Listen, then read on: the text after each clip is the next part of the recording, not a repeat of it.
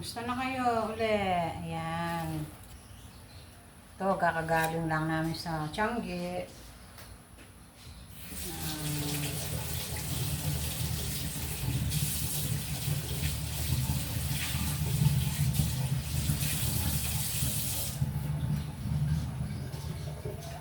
Ayun,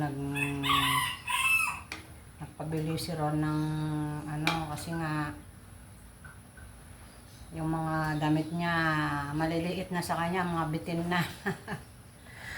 Nagpabili siya ng, sabi ko wala pa tayong pera, sabi ko sa kanya.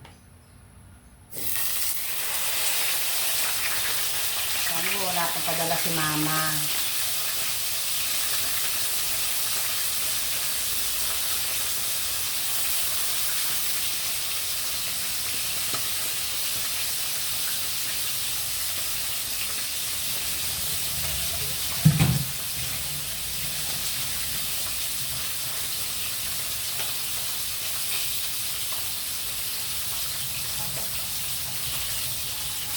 Ayun, sabi ko kay Ron, wala pa yung padala ni mama sa ano pa yan, sa mga by 15 pa ng ng November. Kasi yung apo ko nagbibinata na, kaya dati yung mga damit na sinusuot niya, mga bigay lang ng mga pinsan niya, yung mga pinaliitan ng mga pinsan niya, kaya pero marami silang magaganda naman yung mga damit na binibili sa kanya,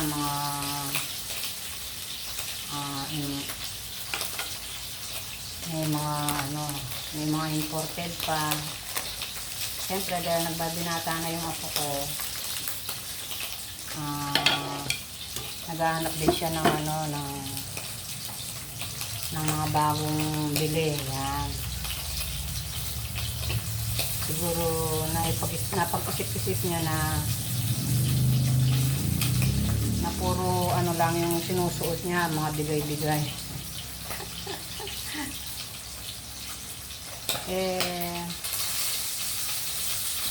May pera naman ako dahil nga nung birthday ko, binigyan ako ng mga anak ko.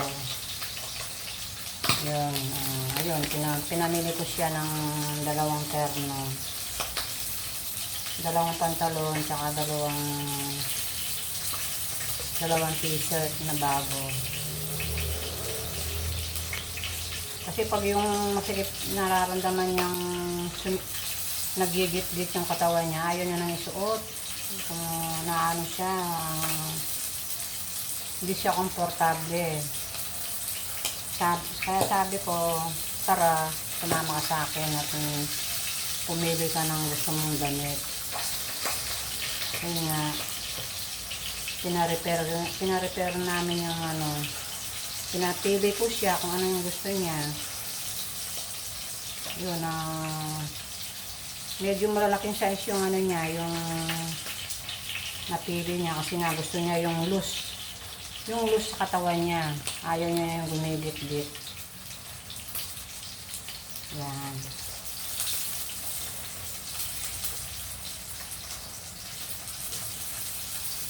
Kumusta na kayo mga lalay? Nakakamalengke na ba kayo? Ako ito, dahil may pera naman ako, ito, pinili ko sila ng magpa-fried chicken ako. Ako naman, basta may pera ako, basta sa mga pamilya ko, sa mga apo ko, binibili ko yung mga gusto nila.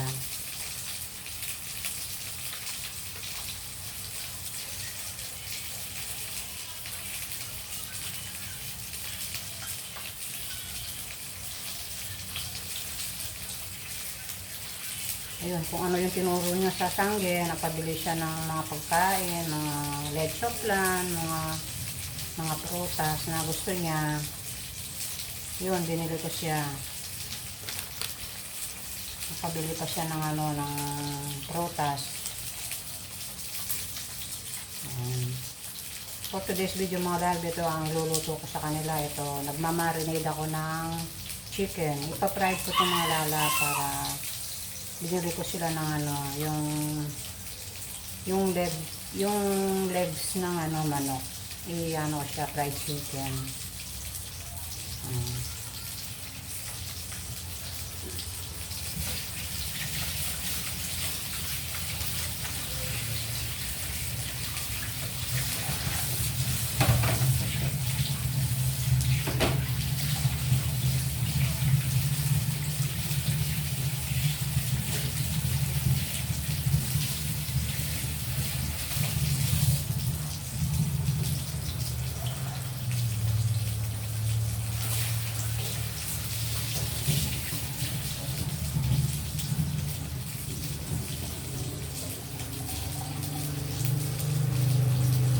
Ito mga lalab, yung minarinate ko ng yung bread breading, yung chicken breading. Ayan. Ipiprito natin ngayon para may ulam yung ating mga apo. Yan.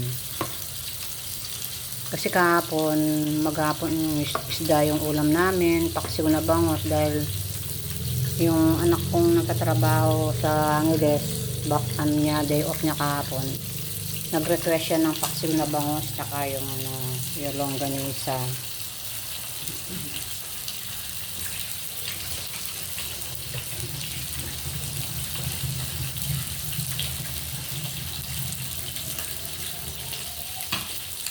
At saka yung yung para sa amin daddy lolo, ito for the first time akong bumili ng gantong isda mga lalap kasi alam niyo naman yung gantong isda napakamahal.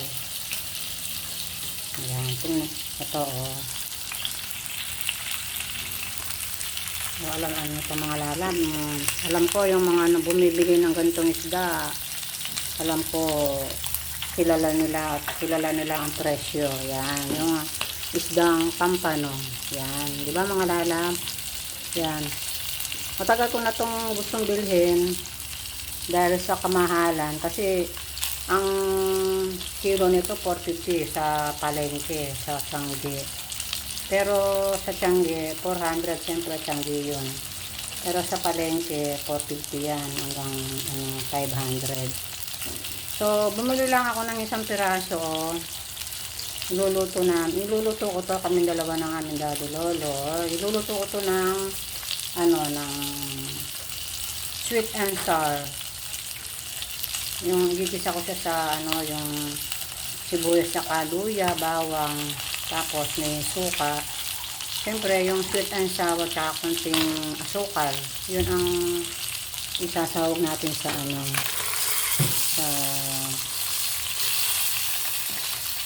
sa ating sweet and sour na pampano. Diba mga lahat? For the first time akong nagluto nito. Itong isda na to kasi napakamahal niya. Alam niyo ba, isa lang praso itong mga lalab, 220. Yan. Pero sabi ko, subukan ko kung anong lasa ng pampano. Ayan. Piniprito ko siya mga lalab. Yan.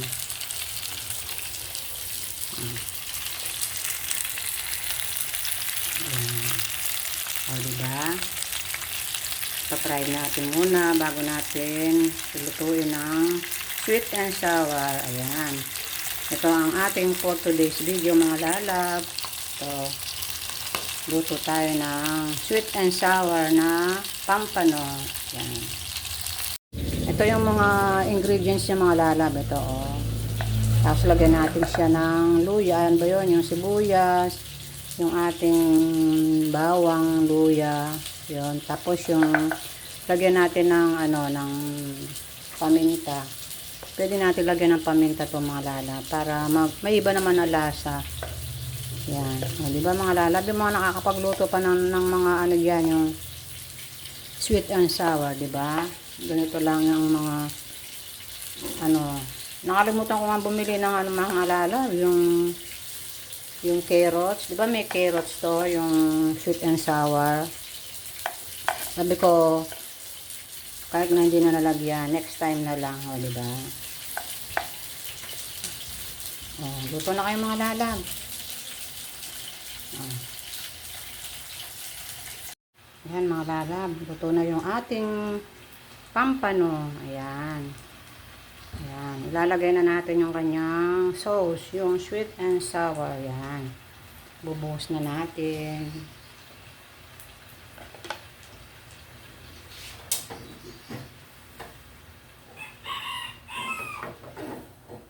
Mga lalab, bubuhos na natin yung kanyang sauce. Yan.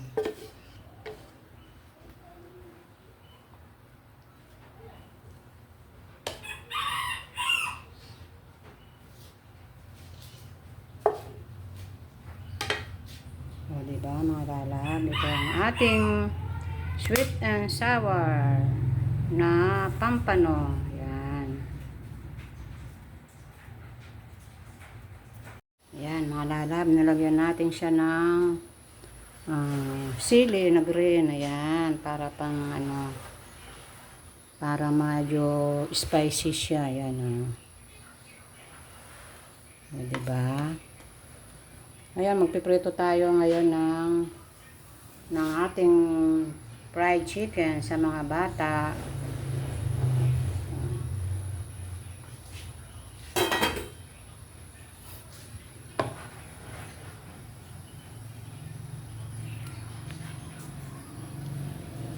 Ito yung ating fried chicken. Ilalagay na natin. Ayan, oh.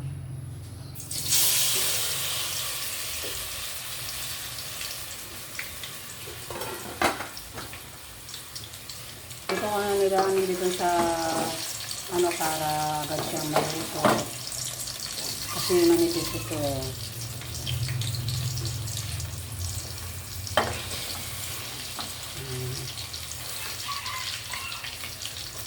Lagyan natin ng 2 piraso.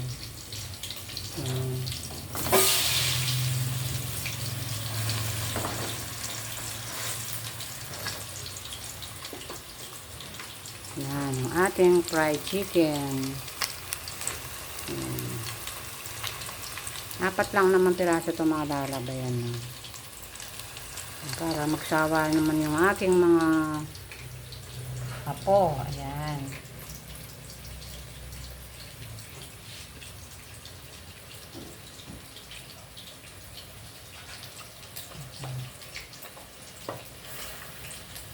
Ito ang kanilang tanghalian.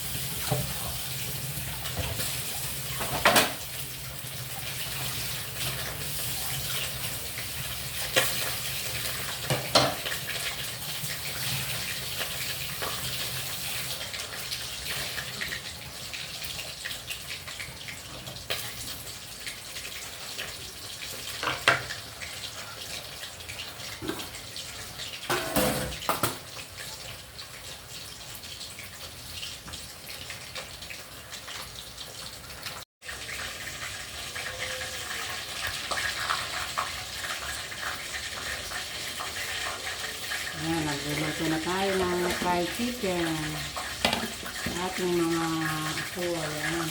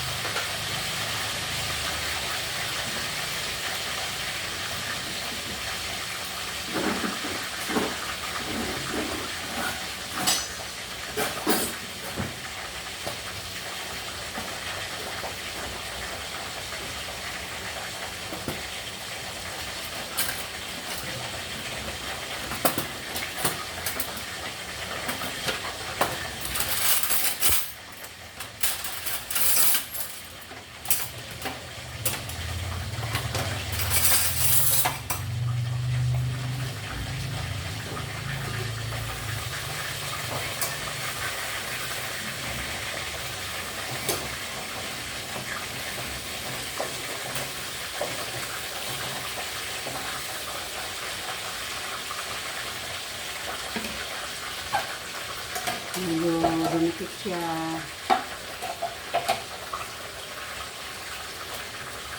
Ay,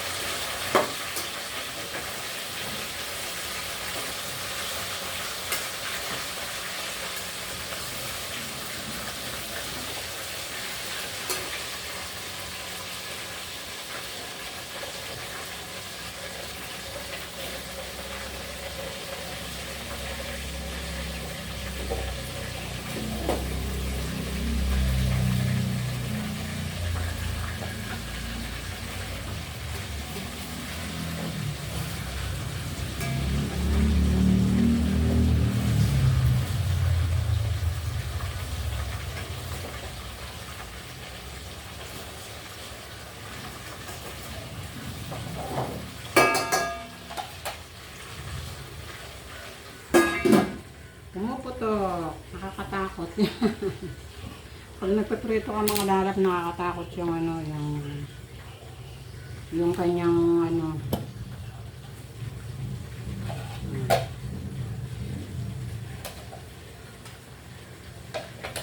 Kaya ang dami ko ng mga paso-paso sa kamay. Ayan, yan, ganyan. Kasi hindi maiiwasan yung ano, dahil ako ang taga-luto. Hindi naman marunong yung ating mga apo yan. Puro lalaki pa naman din.